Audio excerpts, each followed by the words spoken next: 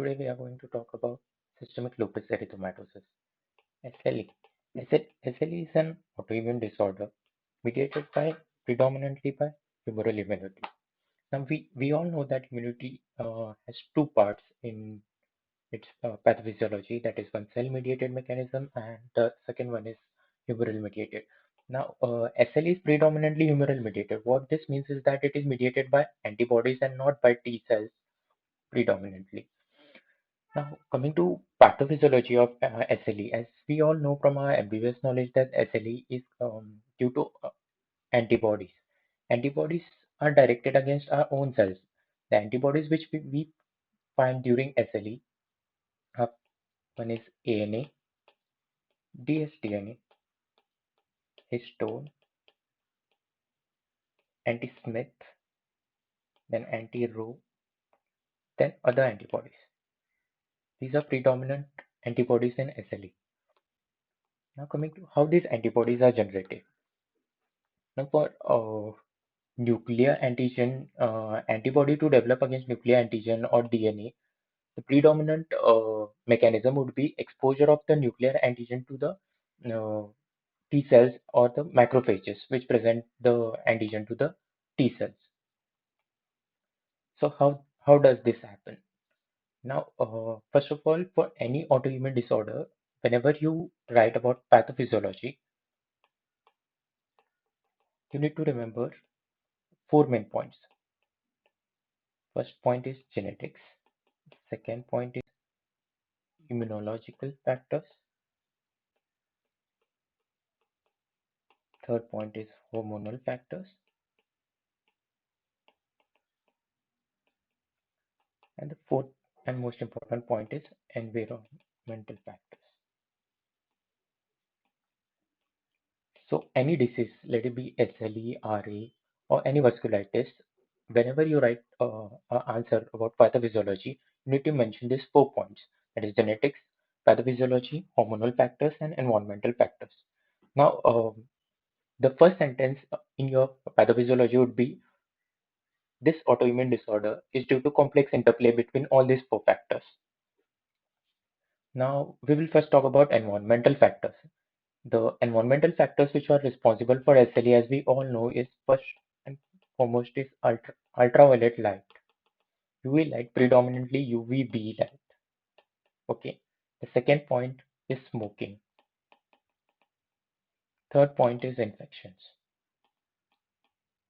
Okay. Infections are Epstein-Barr virus, cytomegalovirus, okay, or other viral infections you can mention here. Now, what happens is that these environmental factors, ultraviolet light, smoking, infection, all this, what they do is they cause apoptosis.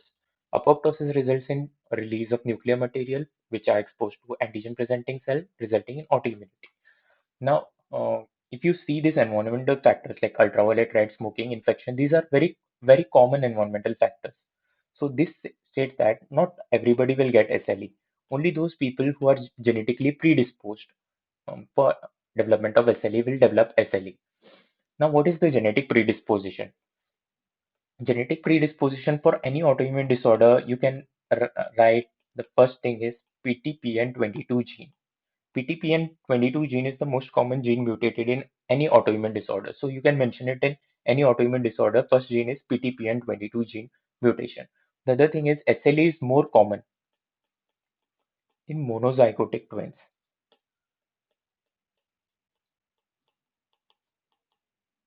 Okay. This is one. There are multiple epigenetic mutations which are mentioned. We need not remember this. You can just mention due to multiple epigenetic mutation, SLE can develop in a which is a genetic predisposition for SLE. Immunological factors, we'll talk about this in detail later on. Hormonal factors, as we all know, most autoimmune disorders are common in females. So, estrogen hormone is a stimulator of B cells, and as I mentioned earlier, SLE is due to antibody mediated. Antibodies are produced by B cells. So estrogen promotes development of antibodies. Okay. Now, what happens is that now suppose this is a cell, this nucleus, this is a nucleolus. Okay. Now this cell has some injury, maybe ultraviolet light mediated injury or infection mediated injury. Next step would be the cell either dies by apoptosis or repairs the injury. If repairs, then the process stops at this stage. If the is um, cell damage is irreversible, then it undergoes apoptosis. And what happens in apoptosis is that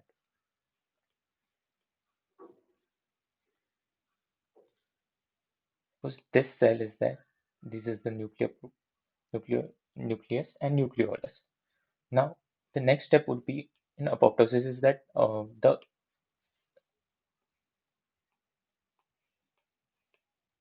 the cell is divided into small parts, and the nuclear proteins are exposed on the surface. Okay, so this is the first step. Now, what happens normally is that whenever this nuclear proteins are exposed, these are foreign material because the immunological tolerance develops only to the surface proteins in our body. So, antigen presenting cell, let it be natural killer cells or dendritic cells or macrophages, they just recognize the surface proteins. They do not recognize the nuclear protein. So whenever a nuclear protein is exposed to them, it is a foreign protein. So they mount an immune response. So basically, immune response to this would be toll-like receptor, mediated by toll-like receptor because in it, so whenever some antigen is exposed for the first time, the receptor which is activated is toll-like receptor. But before this is activated, normally what happens is that whenever this is activated through innate immunity, the complement is activated. What this complement does is that it comes and coats the entire cell so that the toll-like receptor do not reach the nuclear protein. So once these are coated by the complement, the next step would be complement. What complement does is that it activates antigen presenting cell, that is macrophages. The macrophage recognize the receptors on complement and they engulf the cell and there's phagocytosis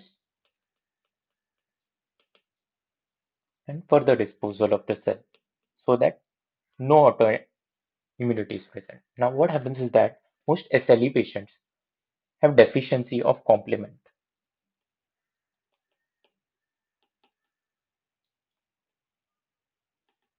So, complement deficiency is most common is C1q.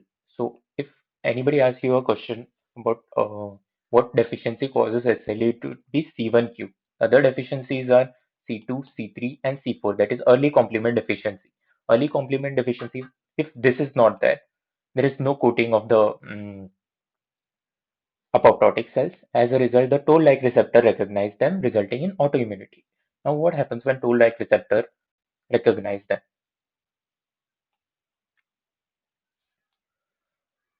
Now, toll-like receptor recognize autoantigen. So, what happens is that they stimulate macrophages. Macrophages take up these cells. Macrophages are basically antigen-presenting cells. So, they reach the lymph node, present it to present to T cells. Okay. Now, what all are the materials present in the cell?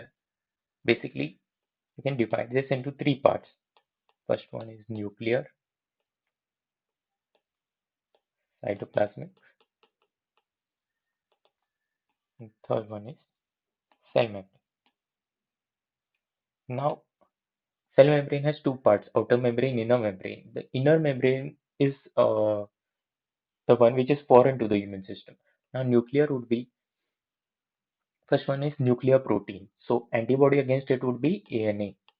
Okay. The second are histones present. So, anti-histone antibody. The next three antibodies are against ribonucleoprotein. Ribonucleoproteins are one is Smith, one is U1RNP, and anti-Rho or SSA antibody. Okay. Cytoplasmic is anti-La and anti-Rho. Okay. Cell membrane. Now, cell membrane antibodies are of two types. One could be membrane of the mitochondria, which is cardiolipin. So this is the antibody which is positive in APLA. Okay. The next antibody would be antibody against cell membrane of platelet. So this is the reason for thrombocytopenia. Antibody against cell membrane of RBC. So this is the reason for autoimmune hemolytic anemia in SLE. Now coming to in the lymph node. Now this is a naive T cell. Naive T cell, when antigen is presented to it, that is autoantigen, it is converted. It undergoes various steps. Okay, first step is activation of naive T cells. Naive T cells become activated T cells. Activated T cells. Now, activated T cells releases interleukin 4.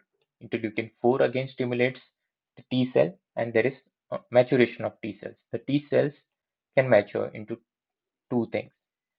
One is Th1 cell. Second thing is Th2 cell. Now we all know Th1 cell is associated with cell-mediated immunity. Now cell-mediated immunity has very minimal role in SLE. So Th1 cell is not an important cell in SLE. The cell which is important in SLE is Th2 cell. What Th2 cell does is that it secretes interleukin 1, interleukin 6, TNF alpha. What this does is interleukin 1 and 6 are strong stimulators of B cells. Now, what this B cells does, B cell has two roles. Now, these B cells can form two things. Okay, so what we call is a activated B cell is a plasma cell. Now, plasma cell which have short half-life are called as short-lived plasma cells. Short half-life means till the time the inflammation is there, these plasma cells are alive. And long-lived plasma cells go to bone marrow and stay there as memory B cell. Now, memory B cells are important because SLE is a disease of flares. So, if there is acute inflammation at one stage, it recovers within like 15 or 20 days or after treatment within 1 or 2 days, and then the patient is in remission. So, whenever the oxidative stress increases, such as ultraviolet light or some drugs, it causes apoptosis. Apoptosis releases nuclear material, which is exposed to this plasma cells, that is long-lived plasma cells, which again mount up inflammation, which is more stronger than the previous inflammation. This is because of immunological memory. Now, the important thing for us is short-lived plasma cells. The short-lived plasma cells, what they do is that they develop antibodies. Now, the antibodies which I mentioned earlier here, the ANE, histone, these all antibodies are generated. Now, what these antibodies do? These antibodies can do two things. One is form immune complexes. What is an immune complex? Antibody attached to antigen. Okay, it is an immune complex. Okay, the second fate of antibodies, they go and directly attach to other inflammatory cells.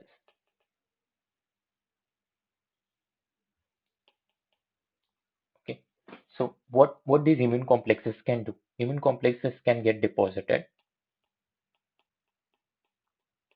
in all organs. Okay, predominantly in the kidney, skin, joints, blood vessels. Okay,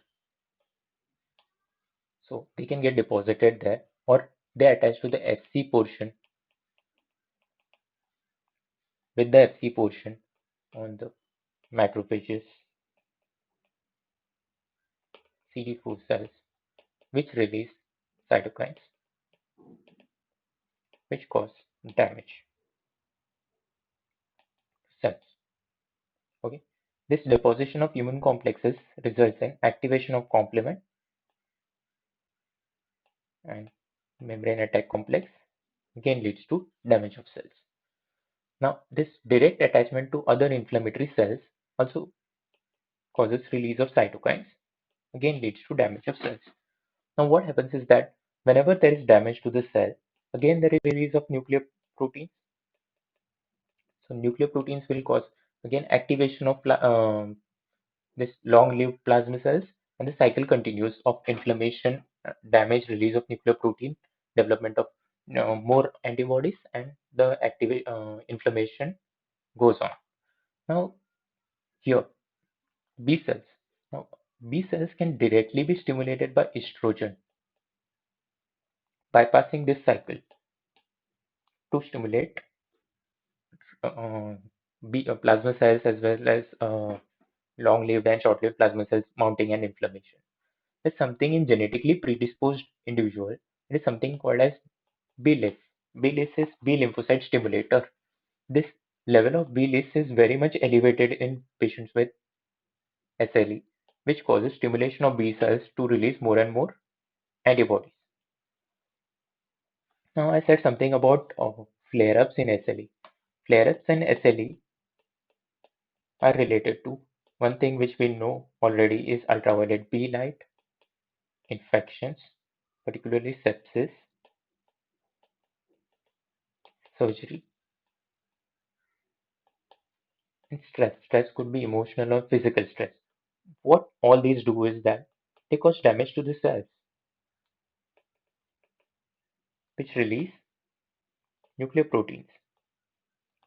Nucleoproteins on exposure to plasma cells, antibodies